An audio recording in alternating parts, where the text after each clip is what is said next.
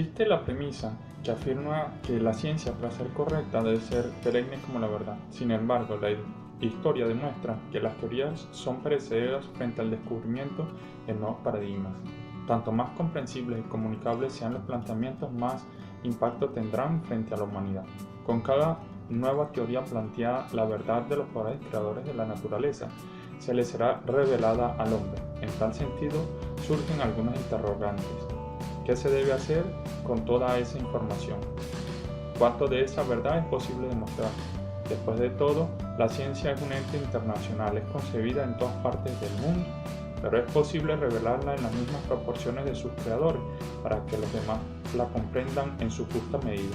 Parte de este planteamiento tiene su fundamento en un tipo de investigación, en este orden, la investigación de orden cuantitativo, las cuales presentan ventajas y desventajas dentro de los métodos de investigación.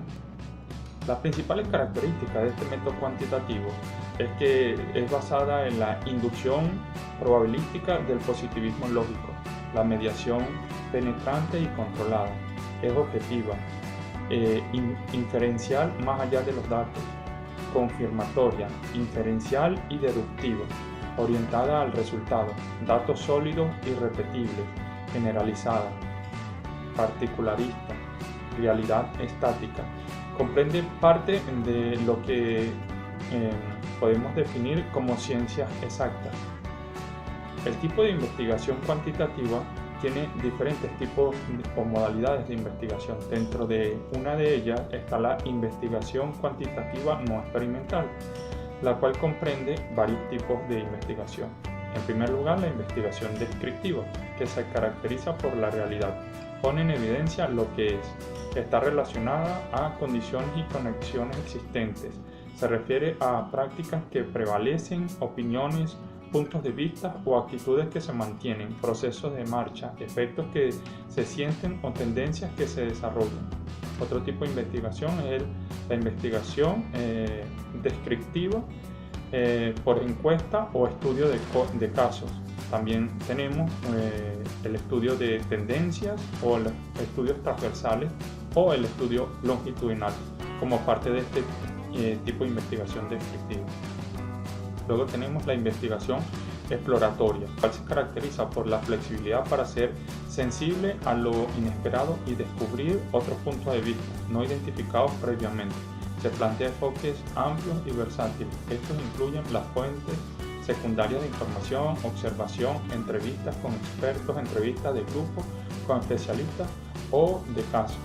La investigación ex post o facto, su propósito es responder preguntas relevantes con base en el análisis de datos preexistentes sobre una situación o fenómeno de acuerdo con el interés y la intención de la investigación. No hay manipulación ni control de las variables. Otro tipo de investigación no experimental es la investigación correlacional. Su propósito es determinar el grado en el cual las variaciones en uno o varios factores son concomitantes con las variaciones en otro. Estas covariaciones se expresan normalmente mediante un coeficiente de correlación. Ahora describiremos la investigación cuantitativa de tipo experimental, la cual podemos clasificar en experimental, preexperimental, cuasi experimental o experimental propiamente dicha. El diseño preexperimental son diseños que ofrecen poco o ningún control de los factores que amenazan la validez interna del experimento. Generalmente son diseñados para utilizarse en uno o más grupos experimentales, pero sin un grupo de control que permita comparar el desempeño. Son diseños débiles que no deben ser usados. Los tipos de diseño preexperimental es el diseño de un solo grupo, el diseño de un grupo con preprueba y postprueba y el diseño de dos grupos unitarios.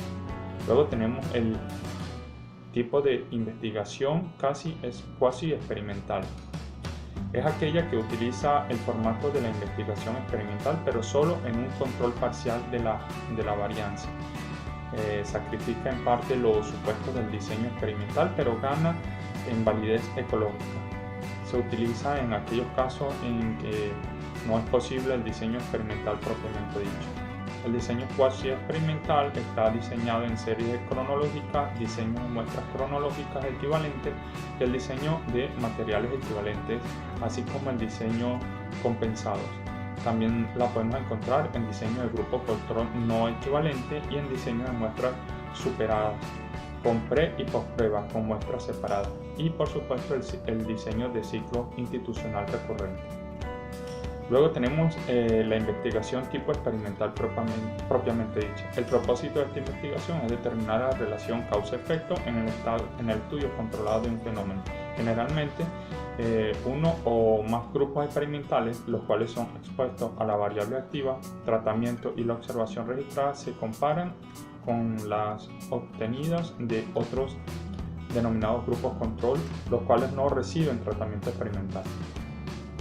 La característica de este tipo de investigación es que requiere una manipulación rigurosa de las variables experimentales con el propósito de maximizar la variable experimental, el control de la variable interviniente mediante diferentes procedimientos, minimizar la varianza de otros mediante la selección elaborada de los sujetos que la integran y los grupos de tratamiento. El tipo de investigación experimental es el diseño de grupo control solo o con post-prueba, el diseño de grupo control con post-prueba y pre-prueba y el diseño de 4 grupos de diseño factorial. En este caso vamos a hacer referencia al Círculo de Viena, dado que estamos en una descripción del diseño cuantitativo y este grupo de científicos forma parte relevante de lo que hoy conocemos como investigación cuantitativa. El Círculo de Viena era un grupo de académicos altamente entrenados en ciencia e interesados en filosofía, con un profundo rechazo por la metafísica, además de una inclinación a la investigación.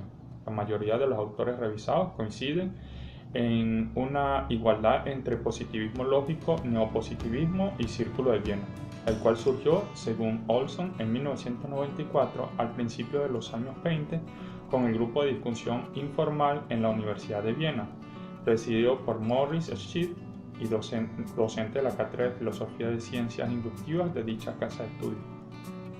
Para empezar, sus miembros se llamaban a sí mismos como revolucionarios conceptuales que despejaron los estados de la filosofía académica, mostrando a la metafísica no solo como una corriente falsa, sino que además era cognitivamente vacía y sin sentido.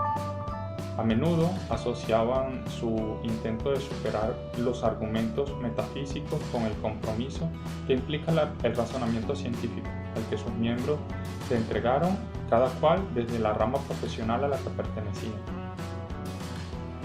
El hecho de que le otorgaran a la metafísica racionalismo y enunciados a priori un valor científico carecía de sentido según sus miembros.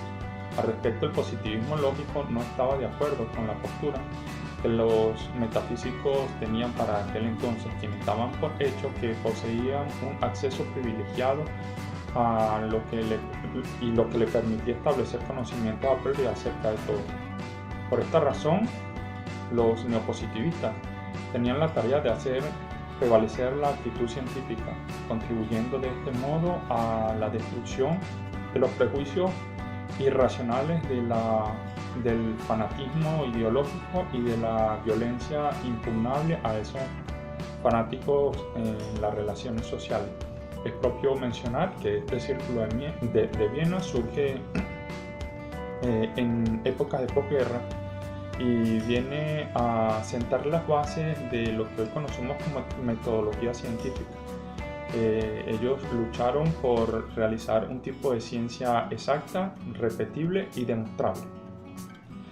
Actualmente, dentro de la asignación de este video, esta comprende la selección de nuestro posible tipo de investigación para la tesis de grado de doctorado.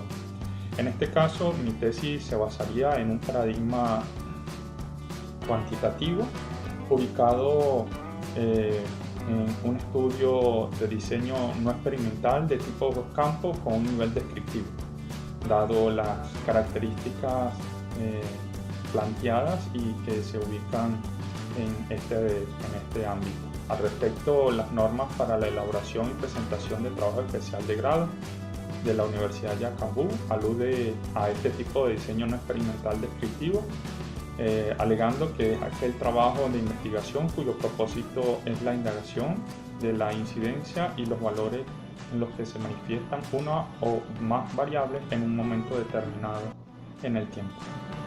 Muchas gracias.